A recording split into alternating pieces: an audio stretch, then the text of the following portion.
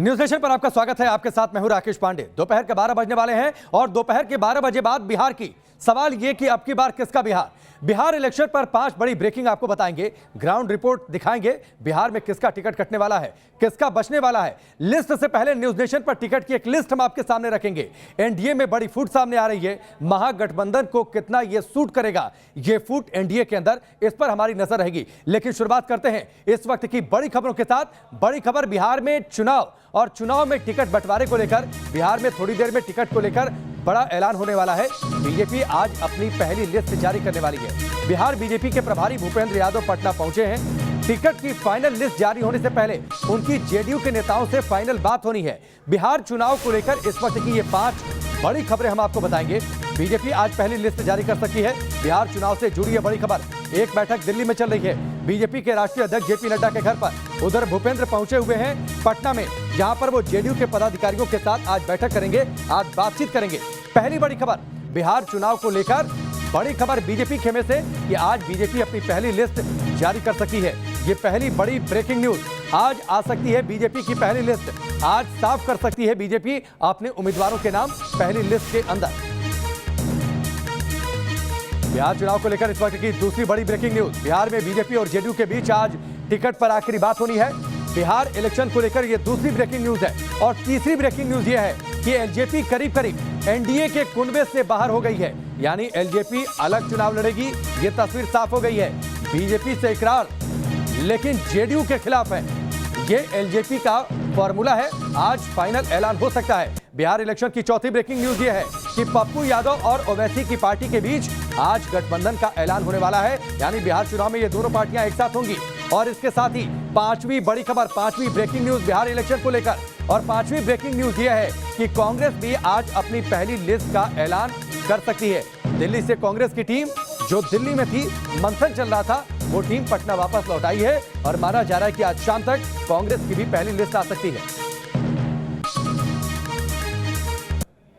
तो बिहार चुनाव में टिकटों के बंटवारे को लेकर 5 बड़ी ब्रेकिंग न्यूज हमने आपको बताई। बिहार चुनाव में बीजेपी की पहली लिस्ट आ जाने वाली है। बड़ी खबर, और इस बड़ी खबर पर हमारी नजर लगातार बनी रहेगी। लेकिन वो बड़े नाम कौन से हैं जिनका नाम इन टिकटों की लिस्ट में फाइनल हो सकता है? पहले दौर में उन संभावित नामों की जानकारी सबसे पहले हम आपको न्यूज नेशन पर दे रहे हैं। पटना के दीघा से नितिन नवीन का टिकट कंफर्म माना जा रहा है, जो सूत्रों के हवाले से जानकारी मिली है। दरभंगा से संजय सरावगी का टिकट भी कंफर्म माना जा रहा है। यह भी इस वक्त की ब्रेकिंग न्यूज है। यानी बीजेपी जब पहली लिस्ट जारी करेगी तो इन उम्मीदवारों का नाम फाइनल हो सकता है। तीसरी बड़ी खबर यह है नंद किशोर यादव का टिकट कंफर्म हो सकता है। हाई प्रोफाइल नेता हैं, बीजेपी के वरिष्ठ नेता हैं, साथ ही नीतीश सरकार में बीजेपी कोटे से कैबिनेट मंत्री भी हैं। इनका भी नाम आज की पहली लिस्ट में हो सकता है। मुजफ्फरपुर से सुरेश कुमार शर्मा का टिकट कंफर्म माना जा रहा है, जो जानकारी मिली है। बड़ी प्रोफाइल है, नीतीश सरकार में नगर विकास मंत्री के पद पर हैं। पटना में पानी भरने पर विवादों में भी रहे। इस बीच एक और बड़ी खबर यह है कि श्रेयसी सिंह का टिकट कंफर्म माना जा रहा है। बांका के अमरपुर से श्रेयसी को टिकट मिल सकता है। पूर्व केंद्रीय मंत्री दिग्विजय सिंह की बेटी हैं, शूटर रही हैं। 2 दिन पहले बीजेपी में शामिल हुई। नेशनल लेवल की शूटर रही हैं श्रेयसी सिंह। इसके साथ ही भागलपुर से अरिजीत सारस्वत का टिकट कंफर्म माना जा रहा है। अश्विनी चौबे के बेटे हैं अरिजीत और उनका टिकट कंफर्म माना जा रहा है कि आज पहली लिस्ट में उनका नाम भी हो सकता है। इसके साथ ही नीरज सिंह बबलू का भी टिकट कंफर्म माना जा रहा है, जो सूत्र बता रहे हैं। सुशांत सिंह राजपूत के चचेरे भाई हैं, छतरपुर से विधायक हैं नीरज सिंह बबलू, और हाल फिलहाल में लगातार आपने उनको टेलीविजन चैनलों पर देखा भी है। इस बीच एक और बड़ी खबर यह है कि औरंगाबाद से रामाधार सिंह का टिकट कंफर्म है, जो जानकारी मिली है। 2014 के चुनाव में सुर्खियों में रहे थे रामाधार सिंह, उनका भी टिकट कंफर्म माना जा रहा है। गोह से भी बड़ी खबर है। गोह से बड़ी खबर यह है कि वहां से मनोज कुमार का टिकट कंफर्म है। बिहार में बीजेपी की पहली लिस्ट आज जारी होने वाली है। और ये सारे बड़े नाम आप मान लीजिए कि उस लिस्ट में होने वाले हैं। रामेश्वर चौरसिया का भी टिकट कंफर्म है। नोखा से रामेश्वर चौरसिया को बीजेपी चुनावी मैदान में उतारने जा रही है। तो इन 10 बड़े नामों को हमने आपको बता दिया। न्यूज नेशन पर यह पहली बड़ी जानकारी है। बीजेपी की संभावित लिस्ट में कौन कौन से नाम हो सकते हैं, यह हमने आपको जानकारी दी है। इस बीच बड़ी खबर यह है कि पटना में बीजेपी दफ्तर के बाहर हंगामा हुआ है। टिकट बंटवारे को लेकर कार्यकर्ताओं ने प्रदर्शन वहां पर किया है। टिकट खटने की खबर को लेकर यह हंगामा। माना यह जा रहा है कि 4 से 5 बड़े नाम हो सकते हैं जिनके टिकट बीजेपी काट सकती है और इसी को लेकर यह पूरा हंगामा। बीजेपी आज पहली लिस्ट जारी करने वाली है उम्मीदवारों को लेकर, लेकिन यह पटना में बीजेपी दफ्तर के बाहर की तस्वीर है। सामने नारेबाजी हुई है। बड़ी जानकारी यह मिल रही है कि जिनके टिकट कटने की खबर सामने आ रही है उनके समर्थक पहुंचे हैं पटना में बीजेपी दफ्तर पर। वहां पर उन्होंने नारेबाजी की है, प्रदर्शन किया है। यह भी जानकारी है कि 5 बड़े नाम के टिकट कट सकते हैं। हालांकि इन नामों को लेकर बड़ा खुलासा नहीं, लेकिन जिन लोगों को लग रहा है कि उनका टिकट कट सकता है उनके समर्थक पहुंचे हैं पटना में बीजेपी दफ्तर। विक्रम की जनता में उबाल है, सुशील मोदी टिकट का दलाल है। दो सहयोगी इस वक्त हमारे साथ जुड़ चुके हैं। पटना में बीजेपी दफ्तर से रजनीश सिन्हा जुड़ चुके हैं और दिल्ली में बीजेपी दफ्तर से रविकांत राय जुड़ चुके हैं। रजनीश, सबसे पहले मैं आपके पास आता हूं। बीजेपी दफ्तर के बाहर नारेबाजी हुई है। यह भी जानकारी है कि 5 बड़े नामों का टिकट काटा जा सकता है और इसी वजह के उनके समर्थक पहुंचे हैं और उन्होंने नारेबाजी की है। बिल्कुल, देखिए राकेश, आज किसी भी वक्त ये कहा जा रहा है कि घोषणा एनडीए अपनी सीटों का कर सकती है और कई लोगों के टिकट कटे। अभी आपको मैं पहले तस्वीर दिखा दूं राकेश, देखिए किस तरीके का जमावड़ा है बीजेपी के बाहर और पूरी तरह से यहाँ पर जो कार्यकर्ता हैं वो अलग अलग जगह से पहुंच के बीजेपी का घेराव कर रहे हैं। तो यहाँ पर जो कार्यकर्ता अलग अलग जगह से पहुंचे हैं वो यहाँ पर बीजेपी का घेराव कर रहे हैं। लगातार मीडिया के लोग पहुंच रहे हैं, उनसे सवाल कर रहे हैं, चूंकि बीजेपी यहाँ पर एक प्रमुख पार्टी है और लगातार सबकी नज़र बीजेपी पर है। मैं बता दूं कि बीजेपी ने अपने जिन विधायक के यहाँ पर जो पूर्व विधायक है अनिल कुमार, उनके समर्थक यहाँ पर हंगामा कर रहे हैं राकेश। लेकिन उसके अलावा खबर यह है कि दिनारा से राजेंद्र सिंह का टिकट कटा है, जिन्होंने पिछले बार जेडीयू के जयकुमार सिंह से मात खाई थी और वो चाह रहे थे फिर से बीजेपी चुनाव लड़ना। लेकिन कल मेरी जयकुमार सिंह से बात हुई, उन्हें दिनारा से जेडीयू ने टिकट दे दिया है। साथ ही सूर्य ग्रहा जो प्रेम रंजन पटेल जो पूर्व विधायक है, बीजेपी के प्रवक्ता हैं, उनका भी टिकट कट गया है क्योंकि सूर्य ग्रहा की सीट जेडीयू को चली गई है, तो एक वो भी सीट चली गई है। संजय टाइगर जो संदेश से चुनाव लड़ना चाहते थे, प्रवक्ता हैं बीजेपी के, उनकी टिकट कट गई है। माना जा रहा है कि उन्हें भी इस बार टिकट नहीं मिलेगा। वो भी पूर्व विधायक थे संदेश से, वो आरा से लड़ना चाह रहे थे, उन्हें भी टिकट नहीं मिल पा रहा है। जेडीयू ने अपने 3 सिटिंग एमएलए की टिकट काट दिया। डुमरांव से ददन पहलवान का टिकट काट दिया गया है, ये बताया जा रहा है। डुमरांव से अंजुम आरा को टिकट दिया गया है, एक नई कैंडिडेट है, उन्हें टिकट दिया गया है। जनार्दन मिश्र जो थे उनका टिकट काट दिया गया है। जेडीयू ने अपने 3 विधायकों का टिकट काटा। और देखिए पूरा जो हंगामा और प्रदर्शन है बीजेपी के बाहर लगातार जारी है। मैं आपके पास आता हूं। जो तस्वीरें आपने दिखाई बीजेपी दफ्तर के बाहर, वहां पर हंगामा। रविकांत राय, एक जानकारी आपसे, यहां पर भी एक बैठक चल रही है। इस बैठक में काफी कुछ तय हो सकता है या माने कि भूपेंद्र पहुंचे हुए हैं पटना तो पूरी लिस्ट उनके पास है जो आज नाम जारी होने वाले हैं? देखिए राकेश, जो भारतीय जनता पार्टी के मुख्यालय में बैठक चल रही है वो राष्ट्रीय पदाधिकारियों की बैठक चल रही है, जो नई टीम गठित की गई है जेपी नड्डा की। जहां तक बात है बिहार विधानसभा चुनाव की, तो जानकारी ये मिल रही है कि ज्वाइंट प्रेस कॉन्फ्रेंस होगी भारतीय जनता पार्टी और जेडीयू की, जिसमें आधिकारिक तौर पर सीटों का ऐलान कर दिया जाएगा। लेकिन 3 बातों को लेकर जेडीयू की नाराजगी सामने आई है, जो अभी सूत्रों के मुताबिक हमें मिल रही है। जेडीयू ये चाहती है कि बीजेपी एलजेपी को लेकर अपने स्टैंड को क्लियर करे। एलजेपी ने एनडीए से गठबंधन तोड़ लिया है, तो सेंटर में वो कह रहे हैं कि हमको कोई आपत्ति नहीं है, सेंटर में हम बीजेपी के साथ रहेंगे।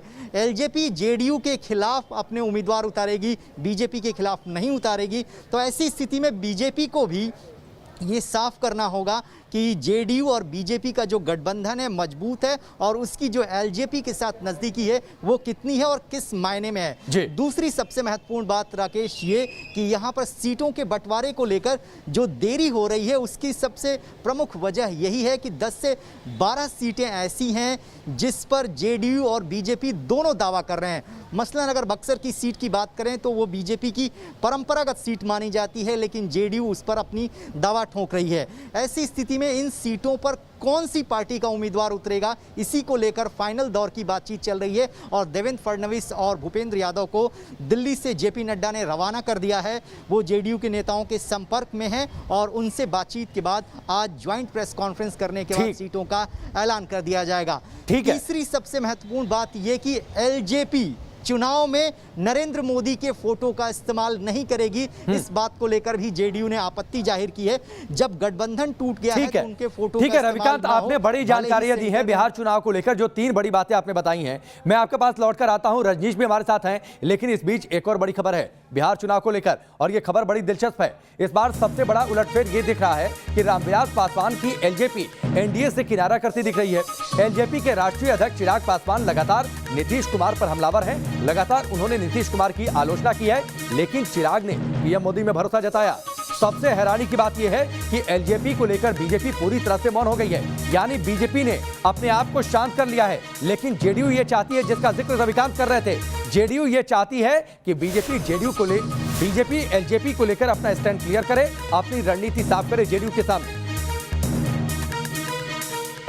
मेरा विश्वास नहीं है सात निश्चय पर। सात निश्चय जो पिछली बार जो मुख्यमंत्री जी ने किया था, नली गली को छोड़ दें, युवाओं का भी उसमें जिक्र किया गया था, उनके रोजगार का जिक्र किया था, पर उसके बाद से जिस तरीके से पलायन और बढ़ा है, तो इसका मतलब सात निश्चय धरातल पर उतर ही नहीं पाया।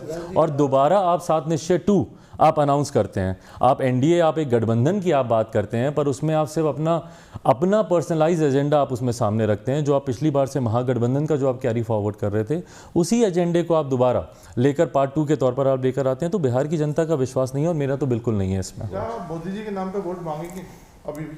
मेरा विश्वास है मेरे प्रधानमंत्री पर, और मोदी जी के नाम पर वोट मांगने की किसी को जरूरत नहीं है। हमारे प्रधानमंत्री हैं, और देशवासी होने के नाते हमारे प्रधानमंत्री की बातों को जनता के समक्ष रखना, मुझे लगता है किसी भी भारतीय का कर्तव्य भी है और अधिकार भी है। चिराग पासवान को आपने सुना, मैं रजनीश का रुख करता हूं। रजनीश, इस बार का तो बिहार चुनाव काफी दिलचस्प होगा। मेरा सीधा सवाल यह है कि एलजेपी के अलग चुनाव लड़ने से जेडीयू को कितना नुकसान? क्या वाकई चिराग पासवान किंग मेकर बन जाएंगे? यह सवाल इसलिए भी क्योंकि 36 सीटों पर पिछली बार एलजेपी दूसरे नंबर पर रही थी। देखिए, इसमें कोई दो मत नहीं है राकेश कि चिराग पासवान के जो तेवर है उसने बिहार के पूरे सियासी गर्मी को बढ़ा दिया, और तपिश इस कदर बढ़ी है कि जेडीयू के नेता परेशान हैं। जिस तरीके से चिराग लगातार नीतीश कुमार पर हमलावर हैं, आप लगातार गठबंधन के सहयोगी रहे, नीतीश कुमार के साथ रहे, और अब आप ये कह रहे हैं खुले पत्र में कि अगर एक वोट भी आप नीतीश कुमार को देते हैं तो आप पलायन को बढ़ावा दे रहे हैं। तो इससे खतरनाक मोर्चा नीतीश कुमार के लिए कुछ हो नहीं सकता, जहां पर लगातार युवा और बेरोजगारी की बात हो रही है। तेजस्वी यादव वही मुद्दा उठा रहे हैं जो चिराग पासवान उठा रहे हैं। चिराग पासवान तेजस्वी यादव को छोटा भाई भी बता रहे हैं, और बीजेपी इधर डबल बेनिफिट में अगर आप देखें तो बार बार लोजपा और चिराग पासवान का यह कहना है कि हम मणिपुर वाले फॉर्मूले पर जाएंगे, यानी यहाँ पर हम खिलाफ चुनाव जरूर लड़ेंगे, लेकिन चुनाव के बाद हम बीजेपी के साथ हैं। और यहाँ पर बीजेपी जेडीयू के साथ भी चुनाव लड़ रही है और एलजेपी उनकी खिलाफत भी नहीं कर रही है। तो बीजेपी डबल बेनिफिट में है, लेकिन जेडीयू के लिए परेशानी भरी है। अब देखना यह है कि अगर एलजेपी अकेले चुनाव में जा रही है तो वो कहां अपना कैंडिडेट्स देती है। जो अंदर खाने से खबर है, उनके ज्यादातर कैंडिडेट्स नीतीश कुमार के खिलाफ होंगे, और ये नीतीश कुमार के लिए परेशानी का सबब होगा कि जहां जहां एलजेपी अपना कैंडिडेट उतारेगी, उनके वोट बैंक वहीं सेंधमारी करेंगे जहां जहां नीतीश कुमार का वोट बैंक है, और ये बिल्कुल परेशानी बढ़ेगी। और ये चुनाव जो है ये बहुत ही दिलचस्प हो गया है, रोचक हो गया है, बहुत दिलचस्प होगा रजनीश, और बहुत दिलचस्प ये गेम प्लान भी होगा, बहुत दिलचस्प ये गेम प्लान भी होगा, और इसकी अलग अलग रोचक तस्वीर आने वाले वक्त में देखने को मिलेगी, जिस पर आगे आपसे चर्चा भी चलती रहेगी। फिलहाल रजनीश आपका बहुत बहुत शुक्रिया, रविकांत आपका भी बहुत बहुत शुक्रिया। लेकिन यहां पर रुकेंगे ब्रेक के लिए, ब्रेक के उस पार भी बड़ी खबर, और साथ ही आज जो पहली लिस्ट आने वाली है बीजेपी की, उससे जुड़ी तमाम बड़ी खबरें आपको देते रहेंगे। जल्द वापस लौटते हैं।